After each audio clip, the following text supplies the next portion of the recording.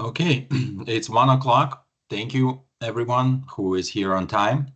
Welcome and thanks for joining us for our first webinar of 2025. We are thrilled to have you with us as we dive into today's very important topic. Thanks to dedication and perseverance of our steering committee, our consortium continues to grow both in impact and in numbers. Now in our 4th year, we're proud to count 25 member organizations across water and wastewater sectors. Whether you've been with us from the start or just joining us now for the first time, we are glad you're here. With that, I'm pleased to hand things over to one of our steering committee members, Stacy LaPierre from Las Vegas Valley Water, who will be moderating and leading today's session. Stacy? Thank you, Vlad. Welcome to today's webinar on risk mitigation through mutual aid agreements. Today's topic touches on how we as risk managers interface with our organization's emergency response units to mitigate risk during emergencies. Many of us have had a call to action after the LA fires. How prepared would your organization be if the fires hit your water districts? Could a mutual aid agreement be of help? Mutual aid agreements fall under a mitigation risk strategy because they are agreements we can enter into in advance of emergencies, allowing our organizations to be prepared and able to respond faster during an event. We represent 25 water and wastewater organizations of various sizes. Depending on how your organization is structured, you may not work directly with your organization's emergency response team. Your department may be the emergency response team, or your risk management function may fall somewhere in between.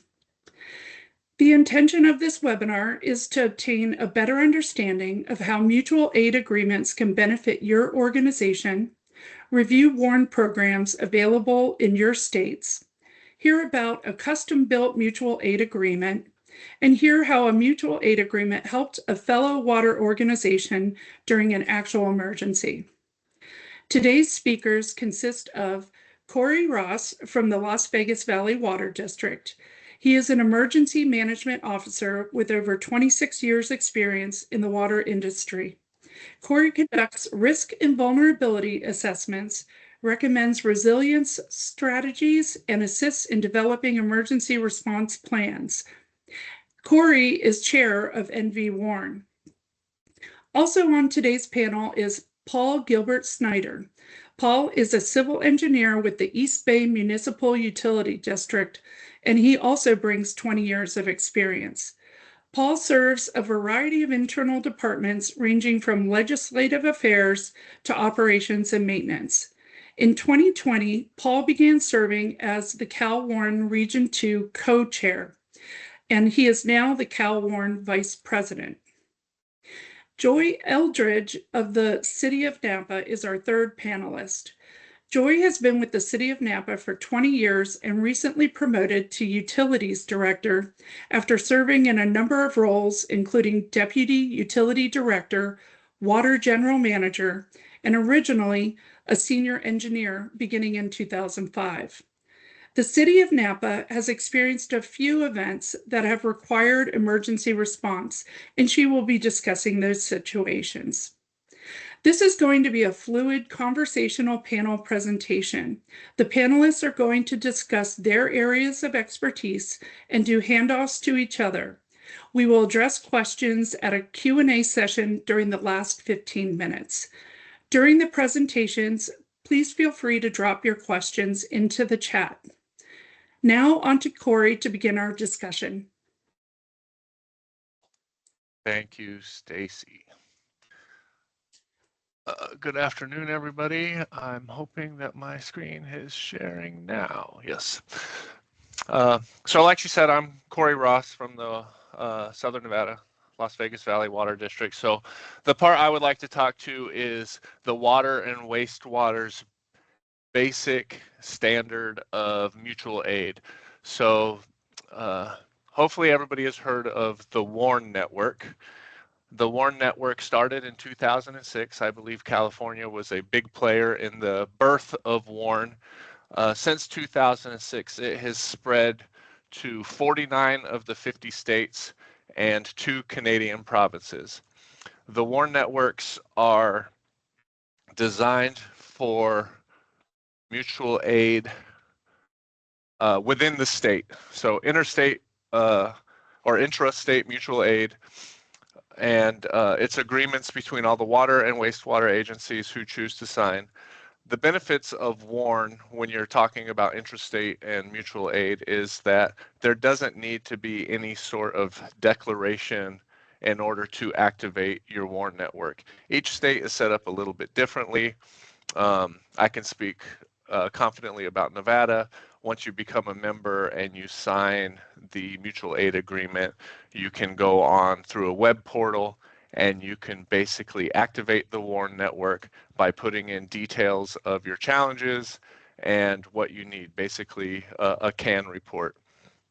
Oh, once that's entered into the network, it gets sent out via email and or text message, depending on the member's choices, to all the members, and basically you kind of hope that somebody will be able to step up and support you.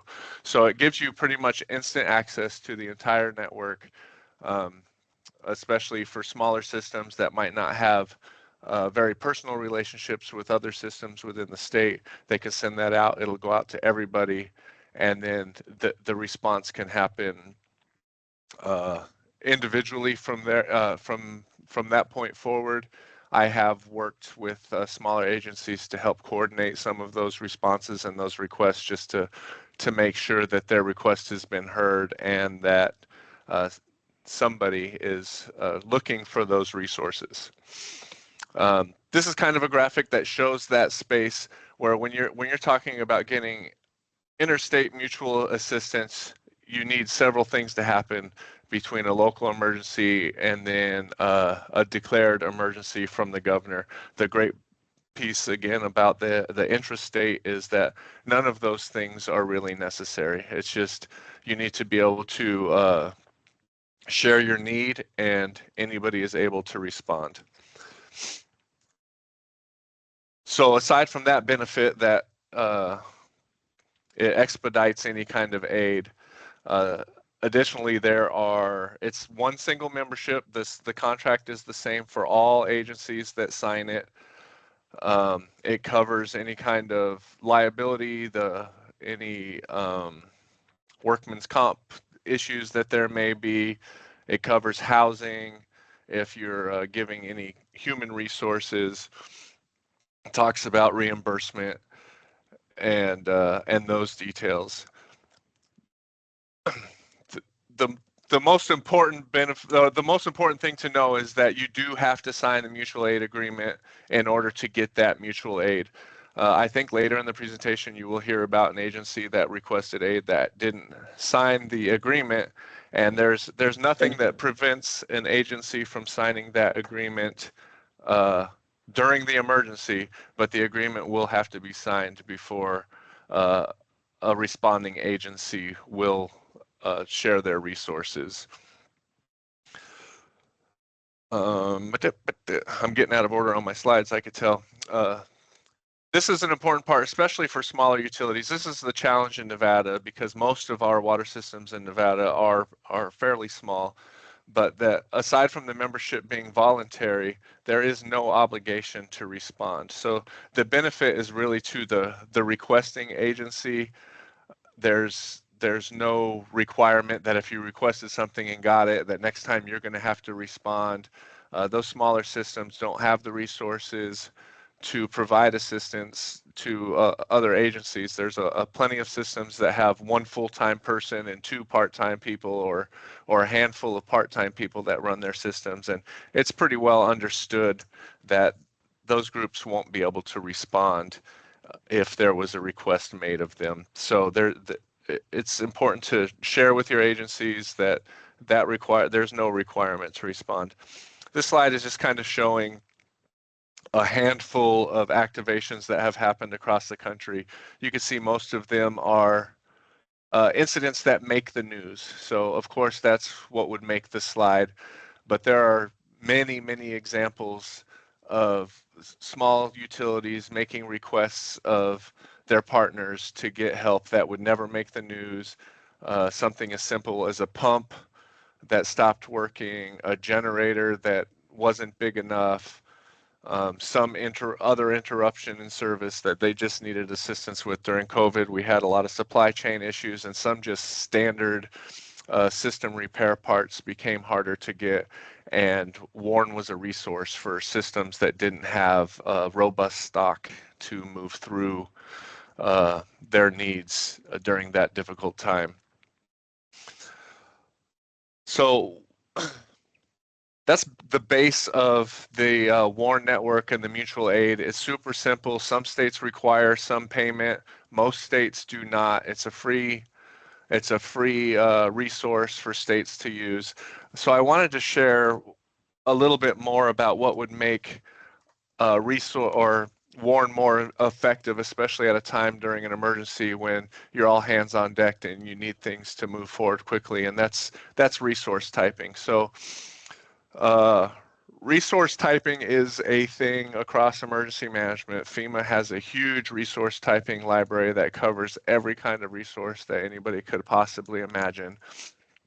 Back in 2019, AAWD&M sponsored an effort for a group of water professionals to develop a resource typing guide specifically for water and wastewater.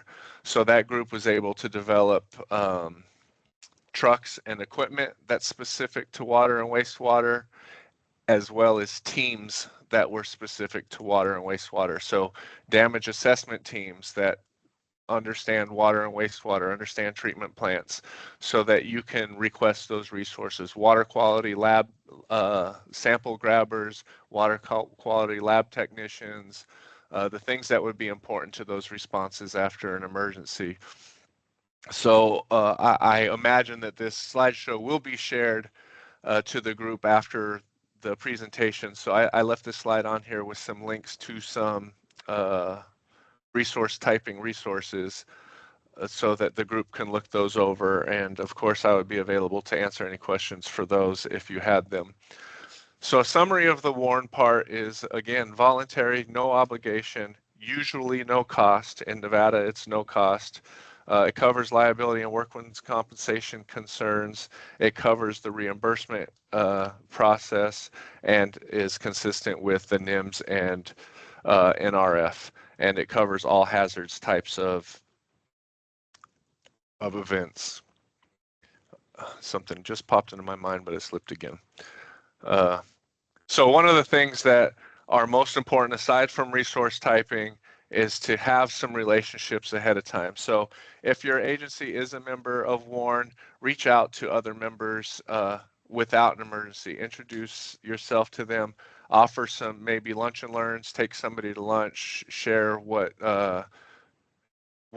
types of resources you feel like your agency would need during an emergency, and also share what types of resources you might have if other groups were to have an emergency, so that it will shorten that length of time to find what you're looking for when you need to, and you'll have some familiarity with the partners that you'll be working with.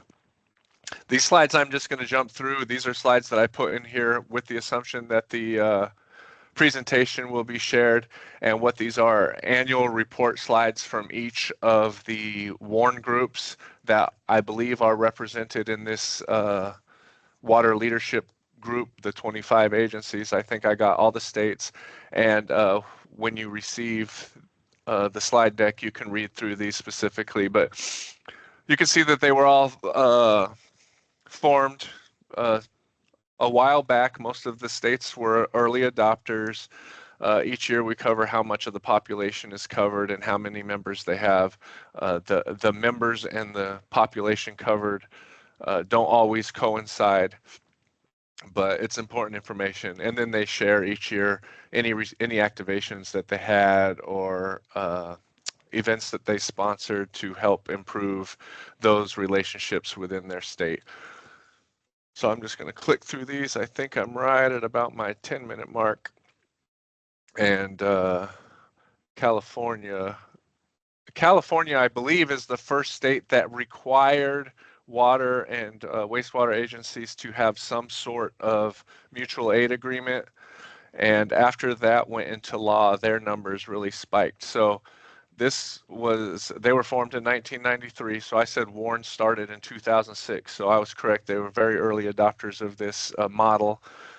Back in November, they had 269 members. Since then, they've added more than 26 members and are now over 700 members, and that's related to that state law. So if you are in clean water and you guys are required to do the AAWD&M risk and resilience assessment, you might be familiar with at the beginning of that. You answer some questions to create your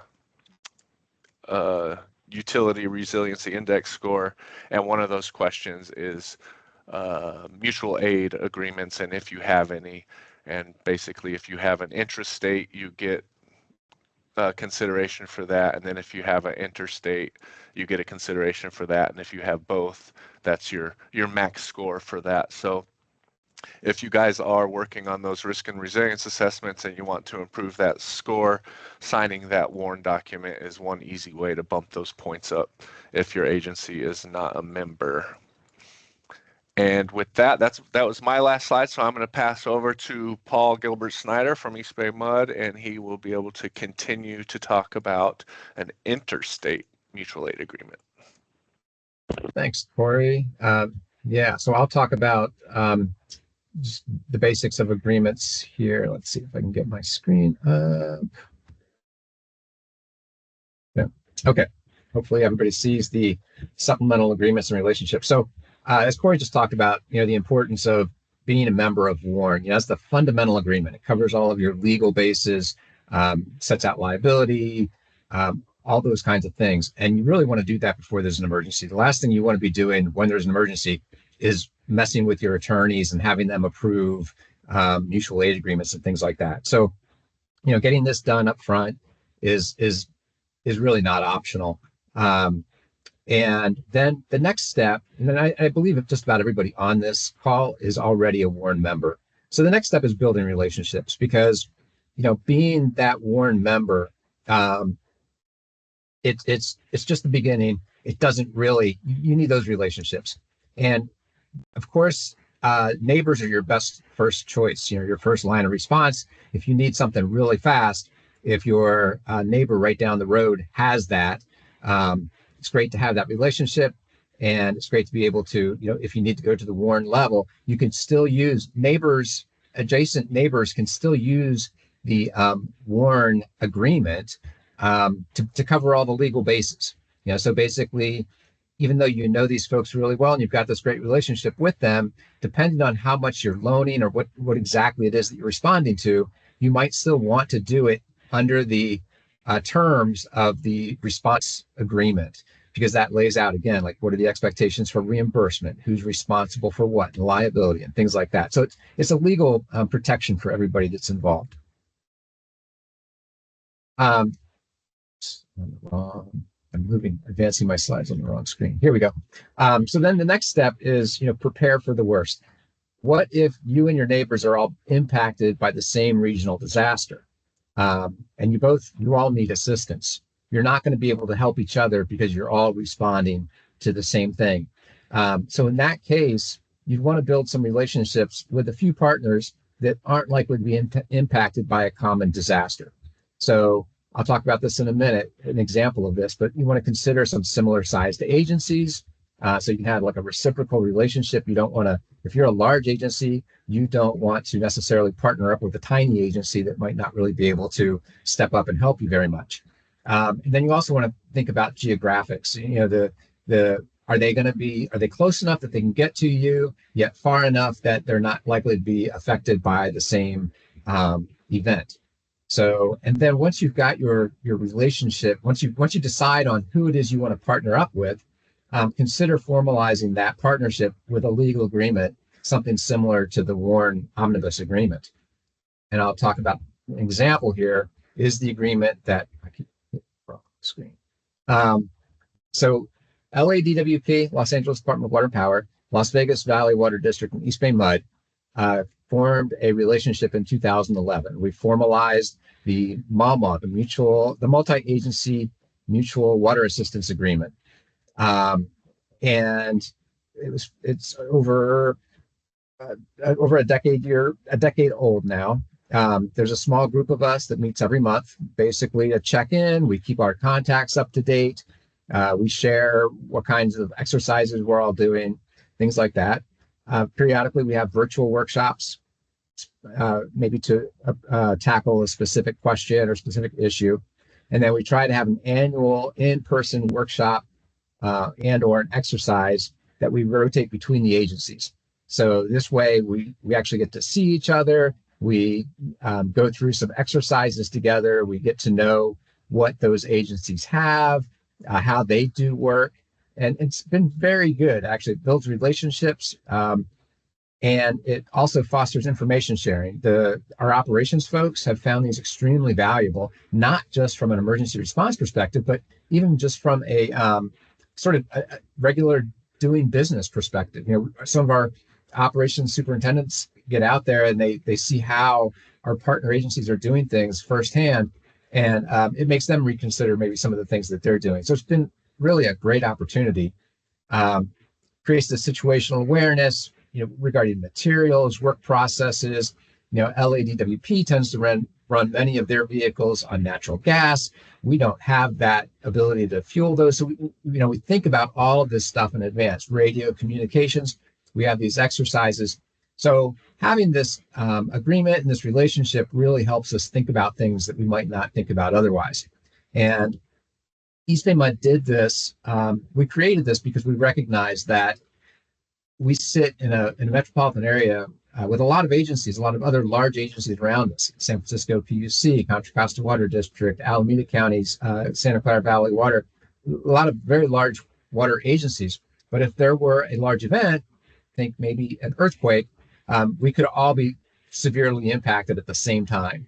So it would be difficult for us to turn to our neighbors. And that's why we thought strategically, if this happens, we need to find some strategic partners. And we identified LADWP and Las Vegas as two really good partners. Similar sized agencies with resources that, could probably help us and we could help them. And I believe the feeling is mutual. All around, the three agencies feel like there's something to be gained from this relationship. So it was all formalized in an agreement, and it's we've been doing this now for over a decade. And so that would be sort of the icing on the cake. You sign, you become a WARN member, you get to know your neighbors, and then you have a backup plan. It's like, okay, if everybody's impacted in your immediate community, what are you going to do? So that's what we would certainly recommend. And at the end, we can ask questions about this and share more. But for now, I'll end it. I'll pass it off to Joy Eldridge, who is from the city of Napa, and she will talk about her experiences. Let's see. Perfect. I think I'm unsharing. Take it away, Joy. Thanks. All right. Good afternoon, everybody. Got a thumbs up to the screen? Looks okay. All right. Thanks. So yeah, I'm going to just briefly run you through the realities of when it hits and why all of this is so important. In 2014, little old Napa had an earthquake at a 6.0, and like many emergencies happen, it happened at 3:20 in the morning, Saturday night to some, but Sunday morning to others. And so as prepared as you are, you're going to find out very quickly. And this earthquake hit Napa, and we had 120 water main breaks in the 5 days following that earthquake. And our system is pretty small in such that a typical year, we have about 100 breaks per year. So by early Sunday morning around 9 a.m., we already had 60 breaks logged and knew we were in for it. This was not a sprint. This was not something we were going to be able to handle in an efficient manner for our community without help and without help immediately. And so we have 25,000 services for scale of our size of system. And that serves about 84,000 people throughout Napa Valley, Napa County as well. And we have 51 employees at the time. We have more than that today, but back then that's what we had to scramble. And the blue area is our main pressure zone. The yellow is higher pressure zone, relying on pump stations that were not working. And each red dot is a water main break. And so this is hindsight 2020. We knew exactly what we were up for, but I'll tell you, in the throes of 6 a.m. Sunday morning, you're in damage assessment mode, trying to figure out exactly what the scope and scale and extent of what your response needs to be. And that's really what's critical. For us, we had 12 storage tanks. We have about 380 miles of pipeline, largest being 42-inch.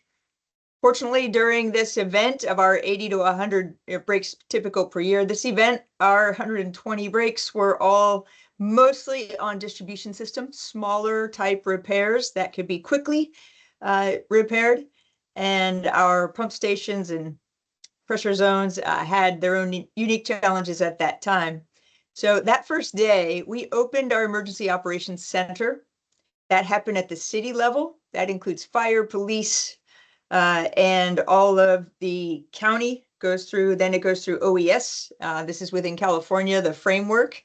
The Cal OES then has the ability to reach out then to FEMA for more local resources. But for us, we knew as a department, we had our hands full. We established our own department operational center and established that at our corp yard where we knew all of the work had to come from. That's where our backhoes and our field crews are. So we went there, set up literally a makeshift office. This is a picture of our admin team on the right. When I got to our office, which at the time was a house, our chimney was in the front yard and the front door was cattywampus. I went inside and all the shelves were pretty much emptied. The books and binders, including emergency response binders, were on the floor, and not to mention a whiteboard that said on a to-do list, sign up for CalWarn.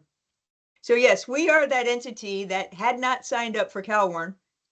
And there we were with our hands full, knowing we need assistance. And I will just let you know that that is the fastest that our attorney has signed an agreement on our direct recommendation, just sign this now, we'll talk later. And he did so. And I will say within 1 hour of what we knew what was going on, within an hour, we had a phone call back to those relationships of a friend who felt it from the South Bay and said, what do you need? What can we get you? And that was really instrumental in the speed and efficiency and effectiveness of our response. So I'll mention in those first minutes, hours, what is the extent of the damage? We confirmed our dams were okay. That was good. Our treatment plants were okay, but our tanks were losing storage at amazing rates. Not to mention this is during a drought, so everyone is hypersensitive to water in the street.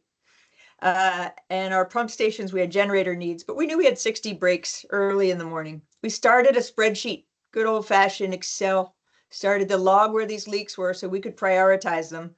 And we ramped up our treatment plants. And I'll say that in any disaster, we've unfortunately also had fires in Napa. Fires and earthquakes keep the system pressurized to the extent that you can. That was really instrumental for us. We also quickly shifted our staff hours to 12 and 14-hour shifts. So those that are there, hyped up with adrenaline, ready to go, you have to tell them, go home. Take care of things there, get some rest. We're going to need you for the next shift. We call it A and B shift. That's really key. You're going to need those resources. As we said, this was a marathon, not a sprint.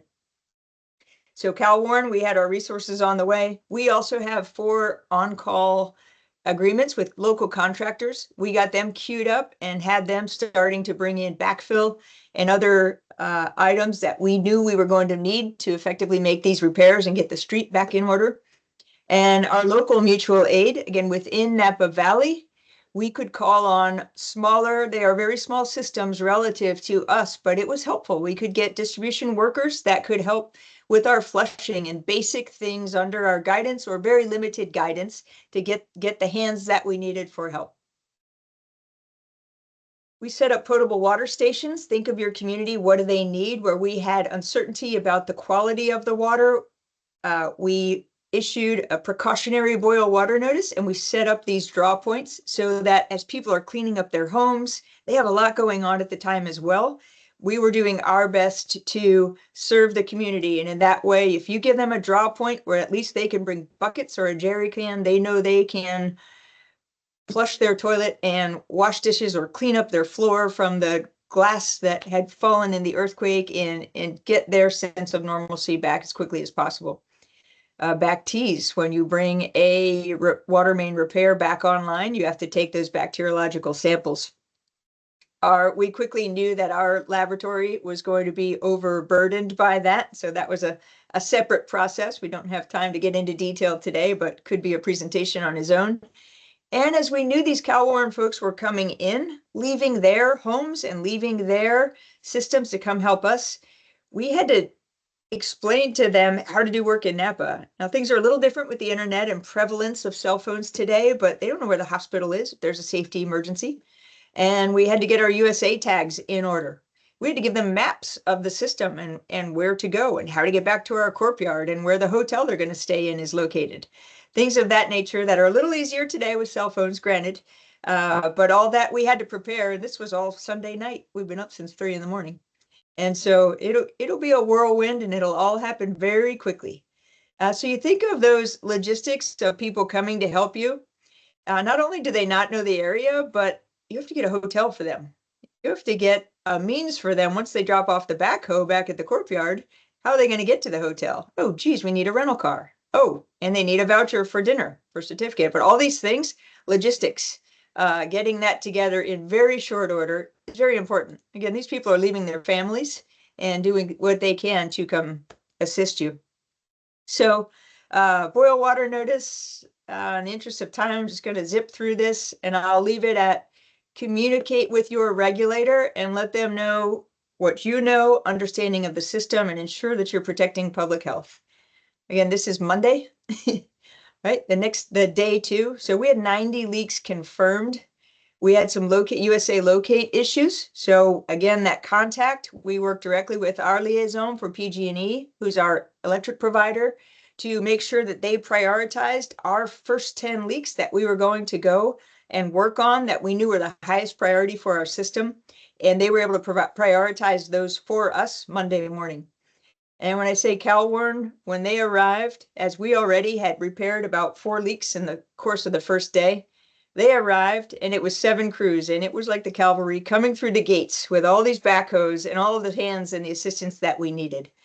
And why that was so effective was because of that resource typing that was mentioned earlier, because these people are able to work on cast iron pipe if you need it, AC pipe if you have that, or ductile iron. In some cases, they came with their own crew trucks that have staples and some supplies on the crews as our order for repair materials was coming in.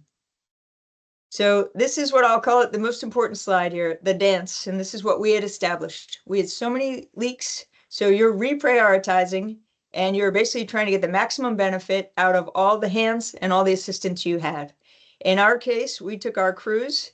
I'll tell you, they didn't like it at the beginning. We said, hey, you're no longer fixing leaks the way you want to jump in and do what you do. Welcome to management. You are more effective if you can keep these other 7 crews that are on the way, keep them perfectly busy and streamlined, moving from one location to the next. We use those contractors that we had on call to sweep up after that, do the backfill and reinstate the street section and our roadbed, do the compaction for us. And then our mutual aid, we were able to use them for flushing. And then our other samplers do the back tees, run samples and things of that nature. And so just keep it going. And so day 3, we had over 100 leaks. We ordered 2 more crews and seamlessly kept them moving. and established that we were going to be finished by the end of the week. And so a couple of lessons learned. Join CalWarn now. Never too early. You will not regret it. We needed to confirm our customer call-ins and allocate geographic inspectors so that we knew our data was valid and accurate and that we didn't have 3 phone calls related to the same leak. And that could be done just like developing our spreadsheet, doing that ahead of time with whether it's confirmed or not. Just that simple column was instrumental in keeping track of the information. It's really information overload, and keeping that organized and accurate is critical. The lab data, I'm not going to get too much into that, but some of our other lessons learned were that with FEMA, if you didn't document that the hours were spent and what was worked on, it's going to be difficult. Documentation, documentation, documentation. And customers were understanding in the end. They all felt the shake, so that was good. But with respect to FEMA, I'll say this: in the first 90 days, go do it, get after it. Ask for your reimbursement later. Just go do it. Don't ask many questions in those first days. Go do what you need to do, but document it. Talk through the process as you get into recovery with FEMA. Be organized with that. And then this is pretty much the end as I'm out of time. But in the end, we fixed 120 leaks in 6 days. 5% of our customers were on rolling periods of blackout, so no one more than a day or so, or with a precautionary notice where their water was flowing and we had to confirm that it was then clean and safe. And then it wasn't over after those first 6 days. Although we sent our CalWarn crews home, we had our hands full and continued to see breaks really at a higher rate over the next 6 months, but we handled those internally. Bright side for us, our major facilities weren't affected. It was really mostly limited to our distribution group. And I'll just say help from our friends made it all seamless and made it all help and work effectively for us. So hopefully that's a whirlwind, but enough food for thought for you to think about when, not if, but when it may happen to your system. Thank you very much. Great presentation by all of you, really succinct. We do have time for questions. I just want to interject that Paul Fuller is on here and he is part of our steering committee. He may pop in with some questions that he's seeing in the chat or talking with people about. You know, Joy, I had a question for you. How did you control information to your customers, like on social media, or what were the methods of communication during the response? Good question. And today I'll say the expectations of the public are even higher than they were in 2014 with the amount of social media and rapid information that's out there. At the time, the city set up briefings twice per day where they had said, this is where the real information can be found. And they'll have a radio, TV briefing, as well as an official city website. And on our end, we were busy, but we had to continue to feed the latest information and have that information ready. It took us, at the time, it was the 3rd or 4th day until we were able to put information up on GIS and show where we knew where there were outages, where there were boil water notices, and where repairs were made and the boil water notices were pending BACT confirmation samples and the water was clean to drink.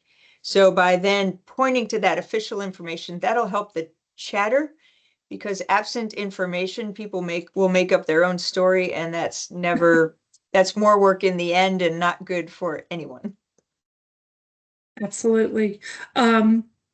What in connection with your mutual aid agreements, whether they were you said directly with contractors or through CalWarn, what were the biggest challenges to receiving the assistance with the other water districts, for example? Right. It's that you have so many things going on.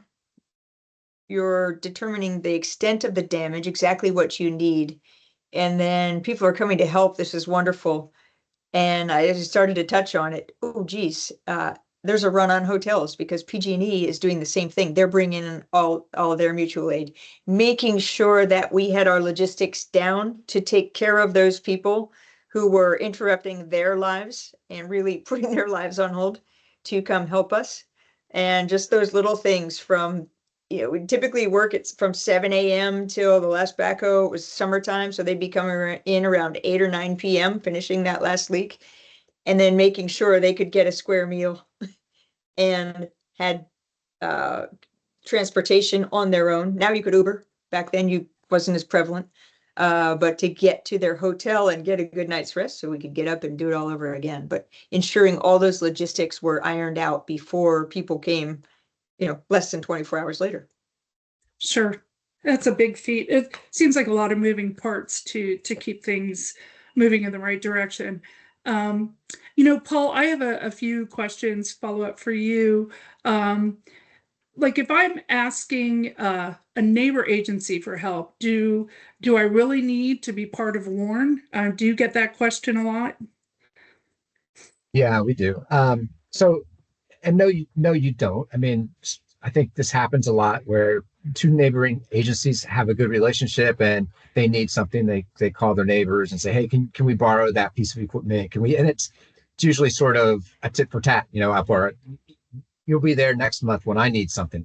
And that's, I think if you ask attorneys, they would probably be a little more nervous and they would rather have an agreement that you're working under, because when you're doing that kind of a thing, there's some liability involved and it's not covered until something happens.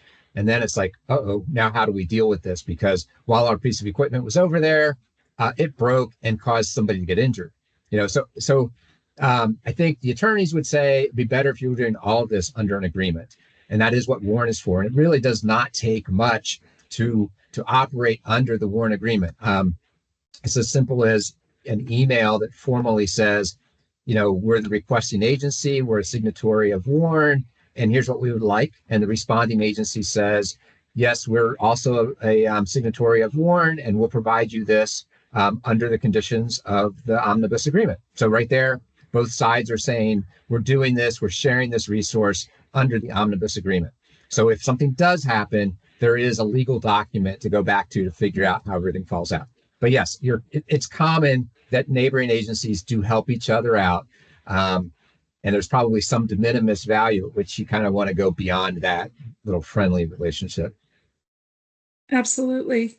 The other question would be kind of like if you were to build a multi-agency response network similar to the East Bay MUD, LADWP, and Las Vegas agreement, do you really need a separate agreement, or if you're already a WARN member? So there are two reasons that we have our agreement and you would want to consider. So first of all, it formalizes the relationship. I think which makes it, more durable going forward. If you just have three entities get together and say, hey, let's partner up, that's fine. But then as a couple of those people retire and, after 2, 3, 4 years, that relationship might just dissolve because of turnover of people. By having that formal agreement, somebody retires, but then the next person steps in and says, oh, here's this agreement that we've signed with these two other agencies. And so it keeps there's something there other than just people coming and going. The other thing about our agreement is that it's actually over state lines. Nevada, Las Vegas Valley is not a part of CalWARN, obviously. So it complicates our agreement a little bit, but we do have an agreement that we can utilize that's outside of CalWARN, steps a little further, but we still have to go through that intrastate. We have to go through the governor's offices. So it's even to implement our existing agreement, a little more complicated, but that's if you're doing an intrastate agreement, you probably do want something in addition to just the interstate WARN agreement. No, thank you. Paul Fuller, I'm going to defer to you. I think I saw some questions. Yeah, thank you, Stacy. Maybe Joy, you can start, and then the other presenters could also provide some feedback. One of the questions is, how do your organizations interact with incident command during emergencies, and did you find participation helpful in securing resources? Joy? The answer is yes, critical. I started to type, at least for us, for our earthquake example, it was important, but CalWarn was really more important for us. During our fires in 2017, completely different situation. And the incident command, yes, it was absolutely critical that we got into the incident command center, which is the lead in California. And I would think it's similar in other Western states. CAL FIRE is the lead. And it's incredible what they do and what they have, the framework they have set up. And we was almost in passing, got invited to go by our fire chief at the last minute. And we went in and that was key, to inform them, these are tanks, these are water treatment plants. You must protect these assets at all costs. Otherwise, they don't know. And so as a water or wastewater purveyor, it's your job to get in there and make sure that they understand they're doing everything they can, but they're from out of town. It's your job to educate them and make sure that they know this is their highest priority or amongst their highest priorities, as part of their response. And so, yes, very, very critical to get into that incident command center. Yeah, thank you, Joy. Corey, anything to add on that? And Paul, I've got a question for you afterwards. Yeah, I would like to add to that. So depending on how your agency is set up, if you're part of the municipality like City of Napa or not, like Las Vegas Valley Water District, we're a special district in our state. The county, we serve water to the county and we serve water to the city of Las Vegas, but they have their own emergency management goals, guidelines, their own emergency response plans.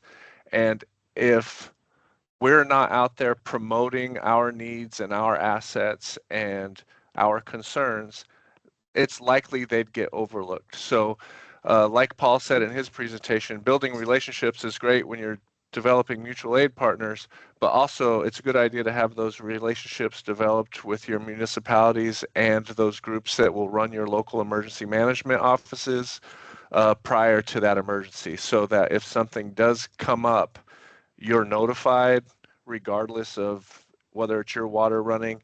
In our community, I get called when there's a 911 outage. I get called if the fuel line shuts down coming in from LA.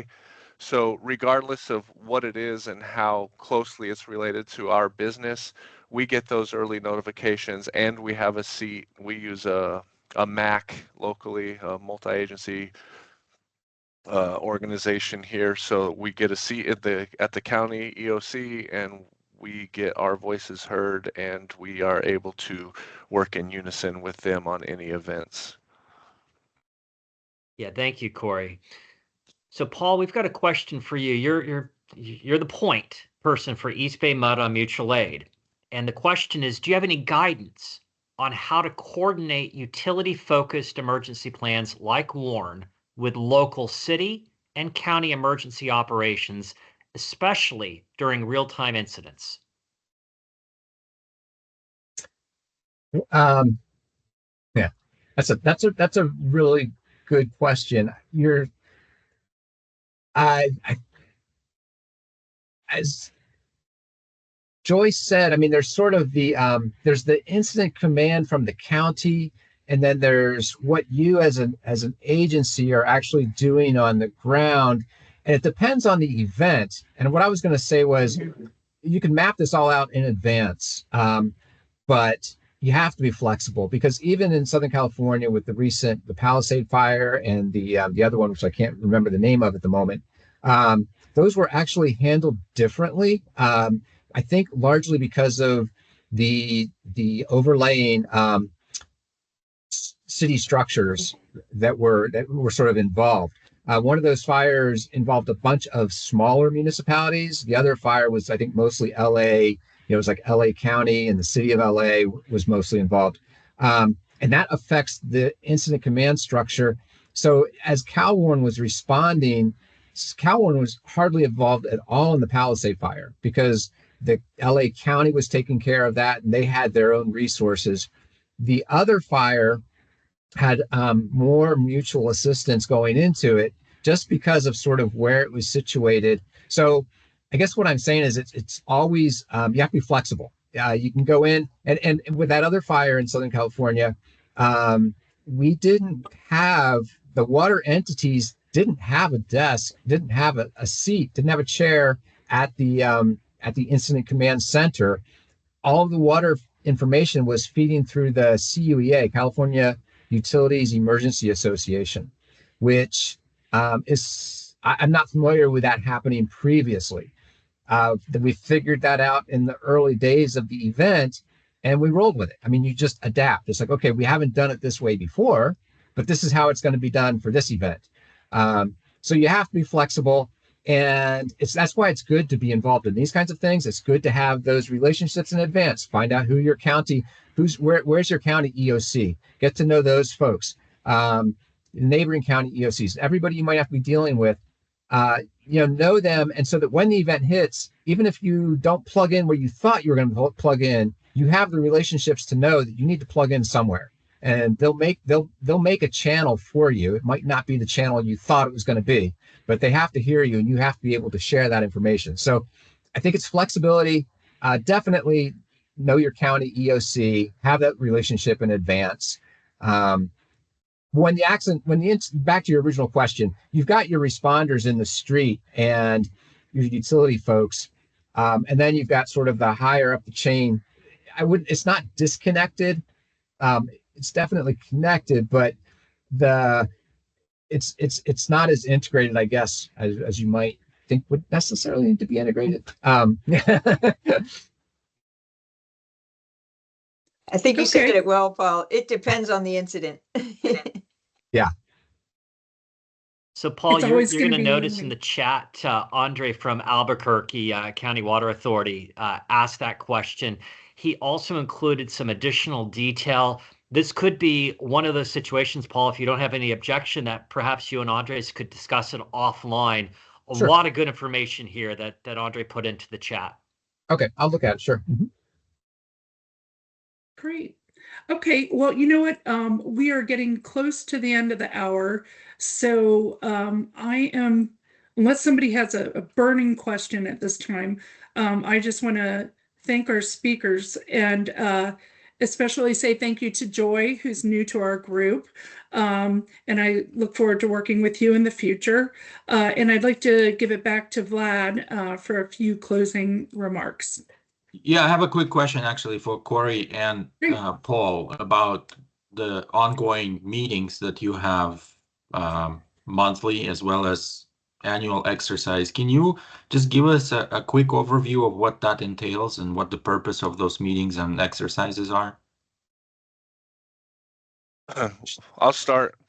The monthly meetings, we go over basically what we're doing in the emergency management preparedness space, whether we're doing any internal exercises, if we're working on any projects. Some recent ones that I recall working on is, developing SOPs for handling any incoming crews or sending out crews based on our agreement. I know the LADWP was working on some like living centers for responders so that they could have tents and water and facilities ready to set up. They were working on contracts for that. We also, share any upcoming exercises. There's an open invite for us to travel to go view other agencies' exercises. I came up to see Paul's group one time when they were doing an exercise and was able to participate a little bit. And then the annual group is that monthly one is just a few key players, the ones that know the aid agreement, the ones that know the players in their agencies to find out about resources that would be available and those sorts of things. But then the annual meeting really brings a lot of people together, like the people who would be responding. So those operations folks, the field folks, a lot of the supervisors. Personally, I invite my fleet guys, some engineers, and those sorts of professions so that they have familiarity of what the other agencies are up to, what kind of support they might need. if there were ever an emergency. And then one key part that Paul kind of hit on is we share different technologies that we're working with, that we're having successes with, or that aren't working out so well, so that other agencies can choose to adopt or avoid them based on what their needs are. And I think that that's one of the huge benefits, and why I think for our annual get-togethers we have such great participation, because they love to see what the other utilities, what envelope they're pushing, so to speak, so that they can adopt those same things within their agencies.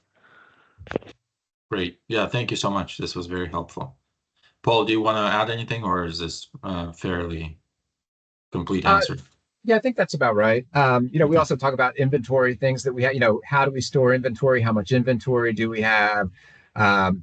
And our last one, for example, the meeting that we had in October down at LADWP, I think there were about 65 or 70 folks there from the three agencies. So it was a pretty sizable meeting. It was cross operations and emergency response. So an excellent opportunity, I think, and something that other agencies should look at as well. Okay, great. Thank you so much. Well, thank you to all of our presenters for this wonderful presentation. I know we had some people who were concerned that this will be a very dry and boring subject, but I disagree. I thought it was a very informative presentation. I enjoyed it very much.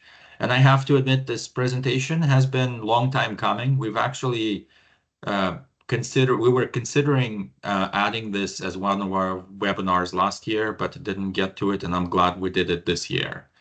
One of the things I want to encourage our members to do is to use the Water Leadership Group as a cornerstone or foundation of developing relationship with other sister water and wastewater agencies, so that you can potentially develop mutual aid agreements similar to the ones that East Bay Mud, Las Vegas Valley, and LADWP have in place. So we can definitely help to connect you with the right people, given the organization, the size of your organization, and your needs. So we'll be happy to facilitate this as part of our open forum discussion in June. So if any one of you are interested in discussing this some more, finding potential partners for a mutual aid agreement, and then maybe taking it offline from there, we'll be happy to facilitate those discussions. That's one of the reasons why we exist, and that's one of the reasons why we work so hard to put those webinars and meetings together to help you collaborate and find ways to address risks, as well as address potential issues before they arise. So we're happy to be the facilitator and help you build up on this. And thank you to everyone who attended today's presentation. We will have the video and the PowerPoint presentations posted on the website, so please check in if you don't see it in a couple of days, and we'll be happy to send you a copy. Thank you for your time, and we're looking forward to seeing you in May for our construction contracts and litigation webinar. We are working on it as we speak, and we'll be announcing the date and time shortly. Thank you, and have a great day. Thanks, everyone. Thank you. Thank you. Thank you.